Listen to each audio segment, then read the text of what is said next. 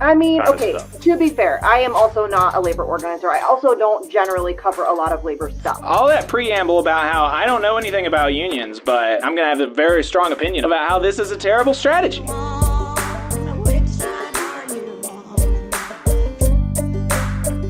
The reaction online to the UAW strike. And, and so basically the thesis of these people that I'm going to play is that the UAW is striking wrong, and so therefore should be listening to people with internet shows who are not members of unions about how to strike better. And that's kind of the whole thesis, which is amazing, absolutely amazing. And also amazing that they do not, there's no like critical engagement with what's going on in the strike from these people. And so let's just kind of go through it. The first, there are basically two cruxes to the argument. The first is that actually the way that the UAW is striking contradicts the will of the membership, because the membership voted to go on strike at all three facilities is what they're saying. That's what they're saying. And so that's a very big claim, right? That the UAW is actually blatantly violating a vote that the membership took. That's a huge claim. So we're going to get into that. And then the second is that just strategically it's bad. It is bad strategically. And how do they know this? Because they have internet shows. And so I don't know how you argue with that. I mean, that's a pretty compelling case, it seems to me. So let's start with the first one. Here is the Revolutionary Blackout Network talking about how the UAW members voted on a strike. And the Revolutionary Blackout Network, for those of you who don't know, were formerly known as Fred Hampton leftists before Fred Hampton Jr. said, "Take my dad's name out of your mouth." Which is a very, very funny thing to have happened. But here, let's listen to them, what they said about the strike vote. The membership have voted to strike, overwhelmingly voted to strike. But this strategy is everybody's not striking. So there we go. That's a pretty big claim, but he's kind of vague about it there. But later in the video, he allows Will Lehman to expand on this point. And now Will Lehman is a former president for UAW, or a former candidate for UAW president. And his campaign was just a front for the World Socialist website, which is a notoriously anti-union, tiny sect that basically only have a presence online and when they parachute in their members to harass people on picket lines. That's what his campaign was. And so here is Lehman's explanation, where he gets even more explicit and direct and really like, wow, this sounds bad if it's true. Let's play that. The decision of the UAW bureaucracy is not legitimate. It violates the will of the rank and file, which voted by 97% to strike at all three companies. So there we go. The membership voted 97% to strike at all three companies. Now, if that were true, if the UAW actually put forward a strike plan, a strategy to the membership, and the membership voted on it and voted for it overwhelmingly, and then the leadership behind the backs of the membership completely disregarded that plan and did something else, that would be scandalous, and I would have some very big issues with that, and I would publicly criticize that. Okay, but that is not what happened, actually. Believe it or not, these people are either lying about what the vote was, or they do not understand. The strike authorization vote, what that was not even a vote to strike. It was a vote to authorize the bargaining committee to call a strike if necessary. It was not even a vote to strike or not to strike. It was just a vote to empower the committee to call a strike if they felt like it was necessary to win a fair contract. That is what a strike authorization vote is. And so it is absolutely not. It is just factually incorrect and almost I would come close to saying defamatory, because this is a knowable statement that they're making. It is knowable and it is not true, and seems to me to be malicious in some cases. So that's just not what happened. There was no strike plan that was voted on by the membership. They authorized the committee to strike if necessary. Okay, and so the committee decided that it was necessary to strike. The committee decided that it was not necessary to strike at all facilities of the big three all at once. And then there is a weaker version of this argument, which states that, people expected the UAW to strike all facilities at all of the big three all at once. That's what people expected, even though nobody voted on that plan, and and the union, Shawn Fain, never committed to that plan in the press or in any of his speeches or interviews or live streams. He never said he was going to strike all of the facilities at all of the big three all at once, as soon as he could. Never said that. That's just not something that he said. He said that all three were, quote, strike targets. He did not even commit to striking all big three. Any plants at all of the big three. He clearly left wide latitude for the committee to maneuver as it saw fit to maximize the leverage at the bargaining table, maximize the pressure on the automakers, and minimize the hurt on the members. Clearly, that's what he did. And now, of course, this is not to say that there was not an expectation of a larger scale strike. Of course, there was some amount of expectation for that. And I wouldn't, because I could see, as I was engaging with this critically, and as a media person and as a union member, I was kind of engaging with his comments critically, and I could tell he was obviously purposely leaving the path open for different strategies. That seems like an obvious thing to me, but I would not have been surprised if all big three, and I think probably that's what I was imagining, is all facilities at all the big three going on strike. But that's not what happened. And so, there are two ways to deal with what you assumed happening not happening, right? And one way to deal with that is just to say, I was wrong in my assumptions. And another way is to try to divide the union and sow division and attack the leadership for, really no reason, because you feel personally slighted. You as an outsider feel personally slighted that the union did not take action that you expected them to take. Right? There's just totally a silly thing to... Sounds like a you problem. Right. Yeah. And so then another thing that they would say is that in the chat, there was some pushback to his strategy when he released it. And, obviously, surely, if you have any sort of bearing on reality at all, you've got to know that online is not real life, right?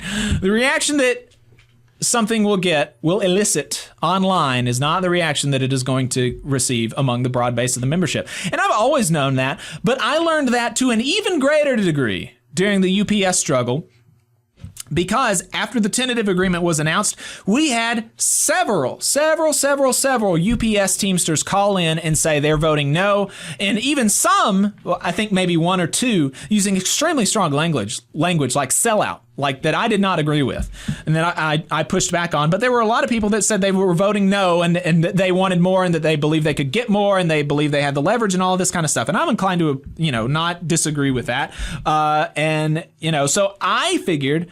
I assumed that it was going to pass, but I assumed it was going to be much closer than it was.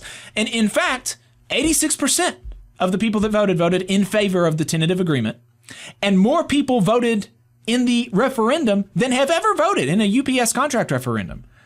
So the reaction you're going to get online, totally disconnected, or very, very disconnected from the reaction of the broad base of the membership. You have to understand that.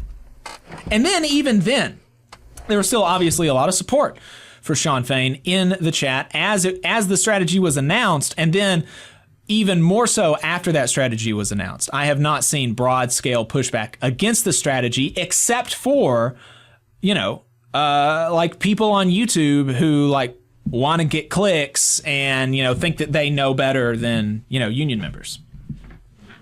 And so that's been very, very, very frustrating for me. And so, but look, so I do want to point out that even though this Revolutionary Blackout guy, he doesn't know this extremely simple thing about how the UAW goes about striking with reference to the strike authorization vote, he did do his research on the guy that he's basing his entire argument on, right? That this is how he came to the idea that, the UAW members, they voted to strike at all 3 facilities and now they're being betrayed by the leadership. He got that from Will Lehman. That's who he got it from. And so this guy, he did his research on the person that he was that he's referencing his entire argument on, and here's how he described Will Lehman. This auto worker, 2022 candidate for the president, and he got close, but he's very militant. He got close. He got close. Did you know that, Adam? Did you realize that Will Lehman got close to beating Shawn Fain? I missed that. I missed that too. I missed that too. And so I said, wait a second. Did I just black out during the UAW presidential election? Like, did I just go into a coma and miss that whole thing where the front candidate for the World Scab website almost won the UAW presidency? Maybe I'm just... It's possible. Anything's possible, right? Right. Yeah. You could have had a blackout. Could have had a blackout. Revolutionary blackout. A revolutionary blackout. There you go. That could have happened. It's not impossible. So I said, maybe let's just go check. Let's just see what happened. Maybe I'm misremembering. So Will Lehman did not make it to the runoff, actually. So he was not among the top 2 vote getters in the election, which is what you have to be among the top 2 vote getters to get into the runoff. So he was not in the top 2, but maybe what he meant was that he was in the 3rd. He almost made it to the runoff, and that's actually not what happened either. Will Lehman came in last place. Literally, there was not a single other UAW presidential candidate that got fewer votes than Will Lehman. Not a single one. He got less than 5% of the vote, less than 5,000 votes. Didn't make it to the runoff. And this is the guy that the Revolutionary Blackout Network is leaning heavily on. And he said later in that clip that they lean heavily on WSWS for their labor coverage. So, that explains why RBN's labor coverage is just so universally terrible. They don't know anything at all about labor law, about unions, about how they work. Nothing. They don't know anything. I, in fact, heard in one instance, they were attacking the PRO Act because it would make it more difficult for independent unions to win elections.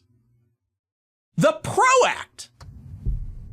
Which, that's the exact opposite of what it does. It makes it easier for any union to win a union election. I mean, it's bonkers. Totally bonkers.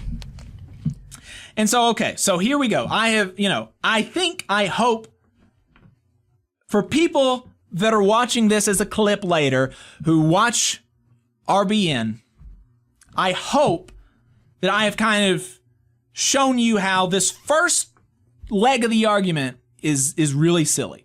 UAW members did not vote on a strike plan. They did not. And the leadership did not betray the will of the members. Okay, but so maybe it doesn't contradict the members' vote, but the strategy is wrong, and you should trust the YouTubers on this because they're experts about strike strategy, clearly. And so here is this guy. I forget the woman's name. She was a guest on this stream on Dissidence.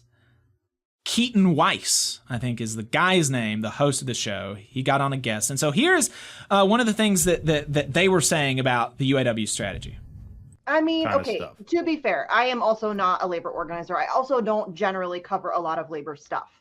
So I hate to, criticize too harshly because I don't know the ins and outs of this as much as this, obviously this guy does, but this seems real weak sauce. You know what I mean? This obviously should, in my opinion, why do these little targeted strikes? Why not just go full force straight at them, hit them hard, and get what you want? I mean, it seems really weak-willed to go in very piecemeal, very mealy-mouthed, we're going to do, and it's not even really all that strategic. It looks like the places that they're striking initially. So it seems, to me, it just seems like very counterproductive. I mean, why wouldn't you just go full force, just get it all done? The longer you drag this out, the harder it is for everybody. So just go in all the way and hit them where it hurts. And to me, it just seems like a real waste of time, but that's just my opinion. Well, it makes no sense to me on a number of levels. So there we go. All that preamble about how I don't know anything about unions, but I'm going to have a very strong opinion on this, about how this is a terrible strategy. They expand on that later in the clip. Let's play this one. The UAW referred to its targeted strike of 3 plants as a stand-up strike, which it called a strategic, quote, new approach to walking off the job. As time goes on, more locals may be called on to stand up and join the strike, the union told members. This gives us maximum leverage and maximum flexibility in the fight to win a fair contract at each of the big 3 automakers. Again, explain to me how that's not gaslighting. Yeah. How does keeping the plants open and keeping the automakers profitable, how does that give you maximum leverage? Like, there's just no way. Like, I'd be very surprised if there's a way to make that make sense. No, it doesn't make any sense. That this gives you no leverage. In fact, it does the opposite, in my opinion. Hey, 5 seconds. Just wanted to say that this is only possible because of our donors. If you want to see more of this, then consider donating yourself at tvlr.fm/donate. It's gaslighting, and it does the opposite of give you leverage. It gives the companies leverage, is the translation of that, which that's kind of astounding to me, that you could shut down production at multiple plants and that results in giving the company leverage. That's kind of bonkers to me. It's really, really wild. And Kshama Sawant echoed some of this, and now I will say they put out a clip on Twitter that was very inflammatory in my view. But I watched the whole video, and in the context of the whole video, it's much more mild. And so I don't have as much of a problem with it as the other stuff, because in the context of that video, of Kshama's video, is, she's making the UAW's case. She's talking about the big 3. She's talking about how, she's really going through and making the case and talking about how it's important to stand in solidarity with the strike, and that maybe there's a strategy. And she goes further in the saying of it's very possible that this could be fine, but we need to maintain a critical eye towards the leadership and all of this kind of stuff. And so that's less objectionable to me than the other people who are really just kind of clearly talking out of their ass and they don't know anything. And they have no interest in not sowing division. And so Kshama is more, she's more measured and more serious, it seems to me. But it just is, the thing about Kshama Sawant's criticism is, for me, is that she is wanting us to take her power analysis more seriously than the dedicated Reform Caucus-backed leadership of the UAW. She's wanting us to trust the power analysis of somebody who gave up elected office in one of the largest cities in the country to do a podcast. That's kind of bonkers. I mean, the merits of the argument aside, that's just a bonkers situation to be in, to me. I'm going to give up elected office. I have more power than most state legislative representatives. One of the biggest cities in the country. And I'm going to give up elective office to do a YouTube show. That's bonkers. But here's her clip. As the Associated Press reported, Merrick Masters, a business professor at Wayne State University in Detroit, said, quote, "The union didn't go after the company's big cash cows, which are full-size pickup trucks and big SUVs, and went more for plants that make vehicles with lower profit margins," end quote. So it appears that these are not strategic locations at all. And Masters goes on to speculate about the logic of the union leadership, saying, quote, "They want to give the companies some space without putting them up against the wall. They are not putting them right into the corner. You put an animal in the corner and it's dangerous," end quote. But this is absolutely not how you win a strike, by letting the company off easy.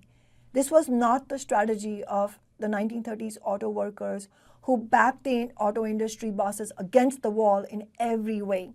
That is how they won. In fact, it is dangerous for the workers and the union movement to give the bosses the room to maneuver and undermine the strike by allowing production and delivery to continue during the strike. So there we go. Like I said, and especially in the context of the video, much more measured and reasonable. But I still would disagree with it, and I think she's kind of ahead of her skis there. But you know, because she's held elective office, and the rest of the video is much more measured, I have more respect for the argument. And so what we're going to be responding to basically is a question of like, what is escalation? Is escalation good? Which, you know, when you put it like that, which is the question.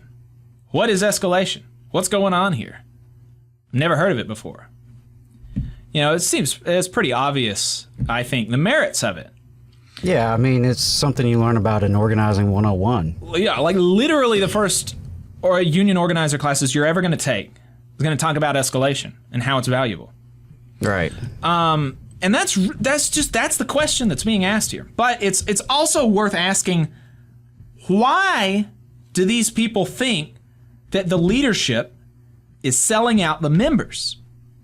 Why is like that the first thing? They disagree with a strategy, and the first thing that comes into their head is the leadership, who, by the way, won a historic union election, the first ever member elected president of the UAW, after a years-long fight to get one member, one vote, from a dedicated reform caucus. These people sold out the membership. That's the first thing that comes into their head. And Sabby answers that question. She's been on this same train too about the UAW thing. And Sabby Sabs is the name of her YouTube channel, which I feel so weird saying because it's such like an infantile kind of name for a YouTube channel. Her name is Sabrina Salvetti. Like, just call it that. I don't know. But I don't know. Maybe I'm not cool. So that's fine. Here's why this is kind of the track that her mind is on. I told you a couple of days ago that their Democrat politicians have been infiltrating these unions, and they're having meetings with these union bosses and the presidents and things like that. Next thing you know, they're not going on strike anymore. They're doing this rollout mini strike. So in addition to their network relying on WSWS for their labor coverage, right? I mean, like, yeah, it's not as if every single thing that they put out is terrible and bad, but if it's about labor, you can pretty much bet that it's bad. That's kind of the thing. And they're also really weird about, like, you know, sexual assault, and for some reason really went to the wall for Harvey Weinstein, I think. And they're really going to the mat for Russell Brand now, credibly accused of sexual assault. In addition to their network relying on them for their labor coverage, there's just a right-wing mindset about unions and about politics, even down to using the Democrat Party. Like, that is a right-wing thing to say, the Democrat Party. And the utilization of the term union bosses, again, directed at Shawn Fain, the first ever member elected president of the UAW. A union boss. That term is bandied about to make union leaders, put them on the same plane as bosses, who people feel antagonism towards, who are not elected, who are there by virtue of their ownership in a company, not by virtue of members supporting them. It's totally different and completely corporate right-wing propaganda to go around using the term union bosses. And this was echoed in an email exchange that I had with the Dissidence guy. I can't stand it when people are wrong online, and so I spend too much time trying to correct them, and that's kind of a silly thing for me to do. But I emailed the Dissidence guy, and he talks about this is why people don't trust union bosses. Like, when people come out with that kind of stuff, that's how you know that they're not engaging with the subject matter seriously. Because even the corrupt delegate elected UAW presidents, the ones who went to prison for corruption, and rightly so, and goodly so, they are still not on the same level as an actual boss employer who is there by virtue of his ownership in a company. Because the UAW president was previously elected by delegates who were elected by the members, either in their position as delegate or by virtue of their office in their local union. They're only one level removed from the membership. Even the corrupt union leaders, only one level removed from the membership. Just not the same. It's not the same. And if you're using the same kind of analysis, you are not doing yourself or your audience any favors. And you're not being serious. You're not being serious. And all of that to say, the criticism of the rhetoric, this is not to say that unions do not sell out their membership or they are not too cozy with the Democratic Party. Very fair criticisms, very worthy criticisms that we engage in on this show on a regular basis. But we do it without slipping into corporate Koch brother right-wing propaganda. Right. And if you're serious about building a movement for working people, you would be able to do it too. Okay, so all of that out of the way. We've heard their arguments about the strategy. We've heard why they think that they're selling out the membership. Let's actually talk about the strategy. One obvious reason for not striking all at once is the strike fund.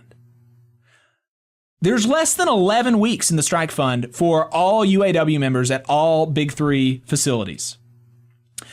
And we know that the GM strike lasted longer than that in 2019 at 4 months. So while the strike fund is big at almost $1 billion, 820 million, I believe, it was built on the idea of picking one company as a strike target, not all three. That's been the tradition for decades, even back when the UAW was more militant. They only picked one company to strike as a strike target, and they would pattern agreements based on the agreement that they won with the first company. So that's how the strike fund was built. So you got to be careful with it. And that's not to say that you can't go on strike without a huge strike fund, without a strike check. People went on strike before strike funds. People went on strike before strike checks. In fact, we just talked to some Indonesian and Zambian unionists about how when they go on strike, they don't have strike pay. And how they thought that that was a very cool innovation of American unions, is a strike fund. And so look, people do it without it. But you need to respect people's lives and their livelihood and their well-being, because working folks are not a means to satisfy a revolutionary fetish. And that's the kind of stuff that I see with this. Why not just send every single member out on strike right now and then get what you want, because it's that simple? Why not do that? I see revolutionary fetishism. The less pain you can inflict on workers is obviously better. And on that note, surely we can agree on two things. The first is that there was actually real doubt about whether there would even be a strike. So just a small strike is powerful in dispelling that notion that you are not willing to go on strike. Joe Biden was quoted in the press saying, I don't think there's going to be a strike. So there's huge propaganda value and material value in shutting down production at a few plants in going on a small scale strike. Because you're showing, look, we're willing and we're able and we have the solidarity to execute a successful strike at these locations. That in and of itself has huge value. Huge value. We got to agree on that, surely. Secondly, the marginal utility of the strike is going to decrease the more the people that go on strike. And surely this has to be acknowledged as well. Like there's got to be like a definitionally a spectrum of strike targets from ones that are going to be most detrimental to the company and the ones that are going to be least detrimental to the company. And so the more of these people that you get on strike, the less the marginal effect of the next group of workers going on strike is, okay? So, surely we can agree on that. And with that in mind, why would you not use escalation? Because escalation is just like, that's how campaigns are always done. And it builds power, right? One of the first things that you do in a union campaign is you get people to wear pins or sign a petition.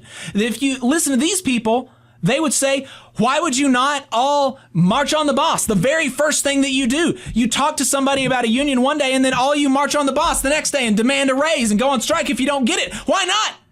Just hit them with everything you got and then take what's yours.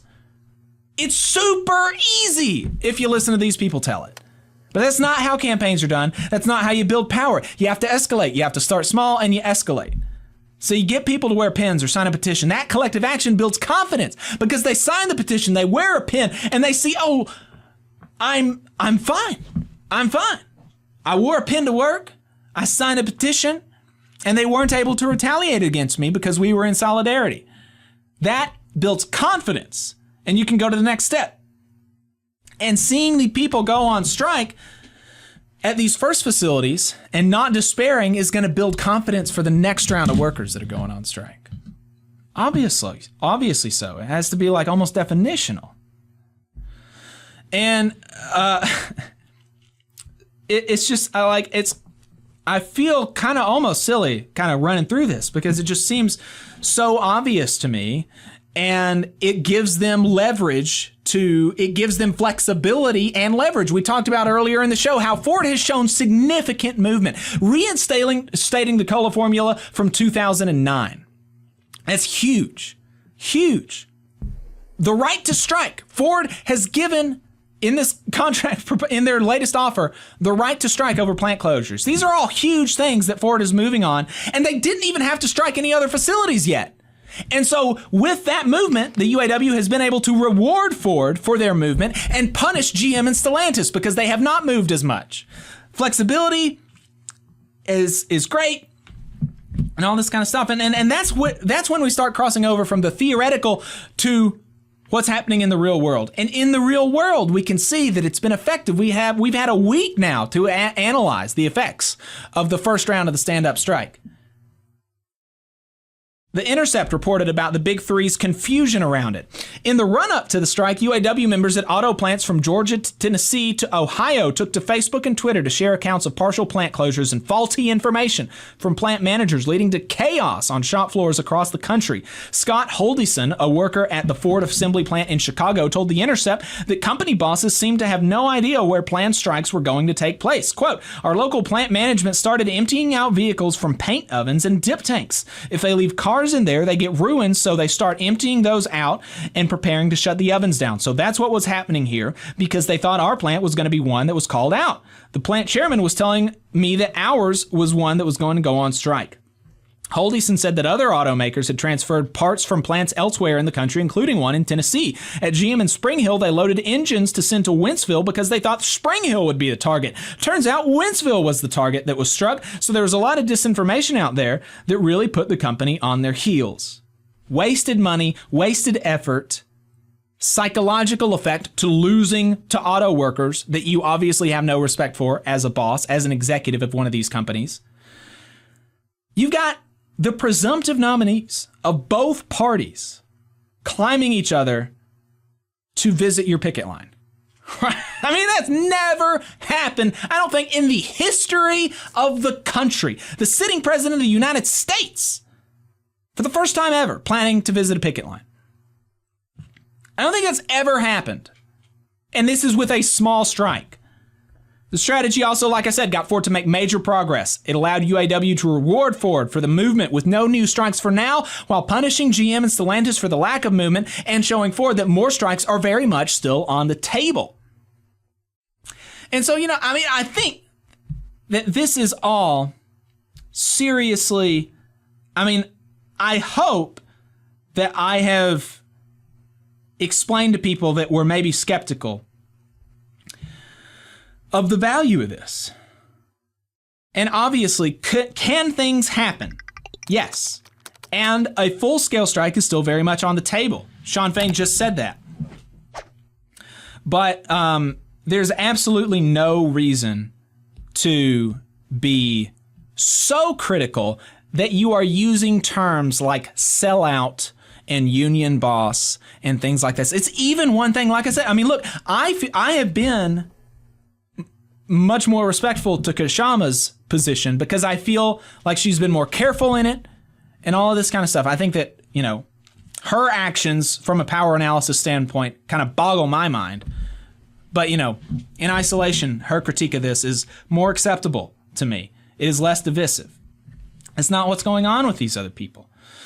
And, a friend of the show, Connor Lewis, president of a labor council in Pennsylvania, said on Twitter, I think people get hung up on woo, strike, rah, stick it to the boss, and forget that it's purpose-driven sticking it to the boss. You don't do it with, no reason and put people in jeopardy for no reason. You have a purpose behind it. And it seems to me that they're doing it with a purpose. Yeah, a couple of things I'll say about it.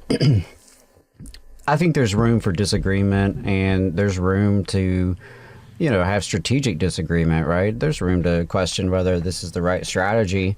Only time will tell, right? Who knows?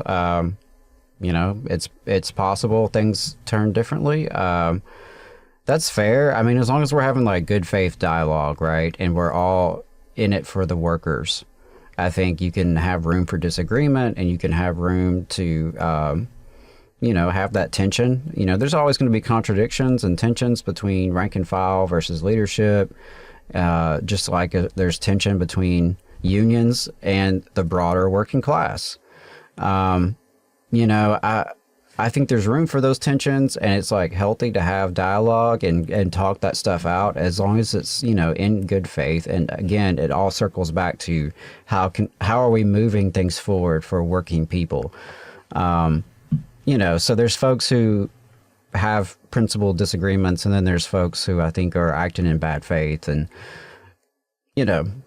have motives, and those are on various sides, right? Whether it's outsider commentator types or people who do make it into leadership. Because I do want to say, I reject the right-wing phrase union boss.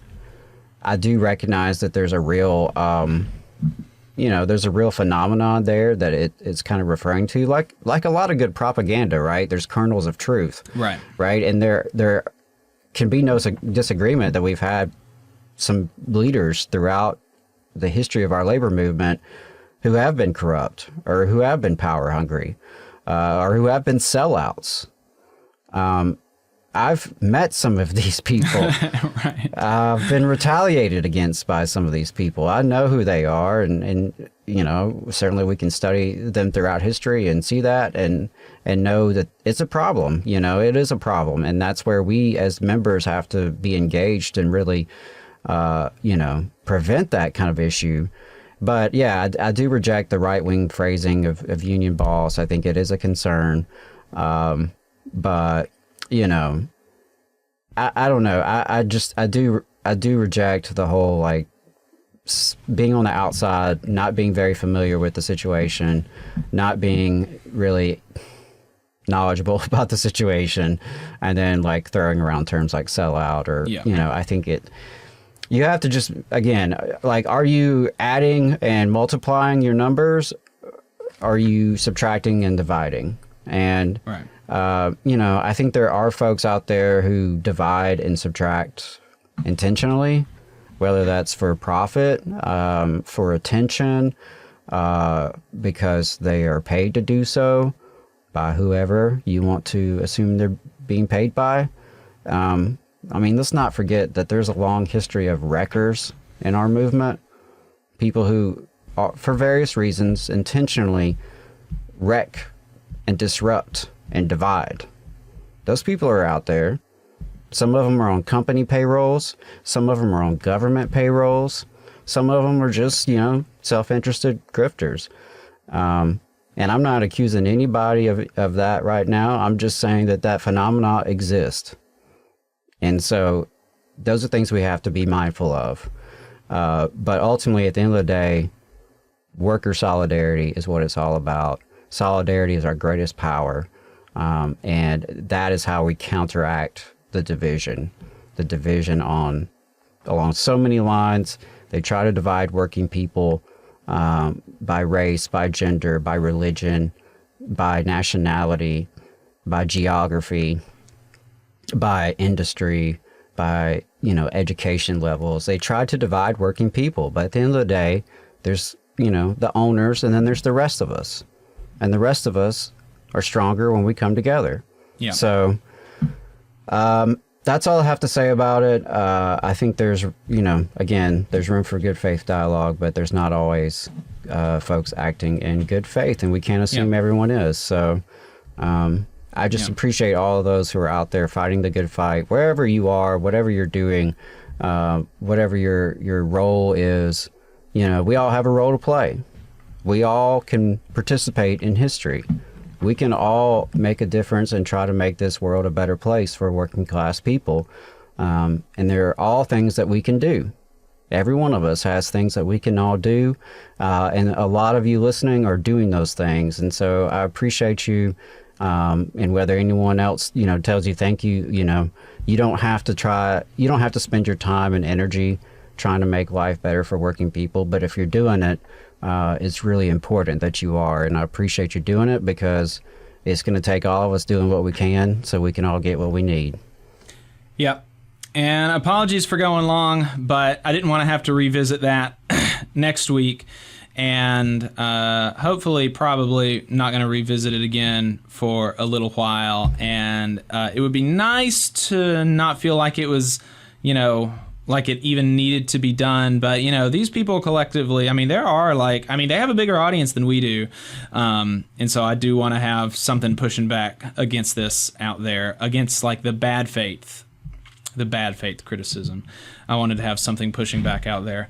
Yeah, and then there's also like the internet politics versus real life. Right. And, I've been active in real life organizing and activism for about a decade now here in North Alabama, in a very hostile environment, you would say, to the sorts of things that I believe and sorts of things I'm trying to do. And so I've been out here talking to folks and listening to folks all these years, and that's not always the same as what happens on the internet.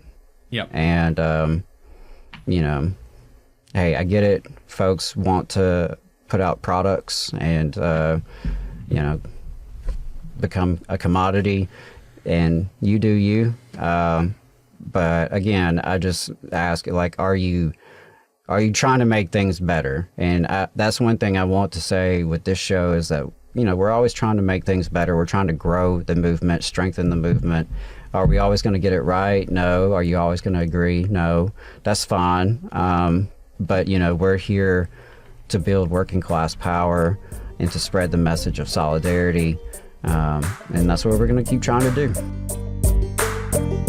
You just saw a clip from the Valley Labor Report. We are live every Saturday morning from 9:30 a.m. till 12:30 p.m. And we pride ourselves on keeping all of our content free to everybody so that we can talk to as many working folks as possible. If you support the work that we're doing, you think that it's important, you think that it's good, then consider making a monthly contribution to the project, and you can do that on our website, tvlr.fm. you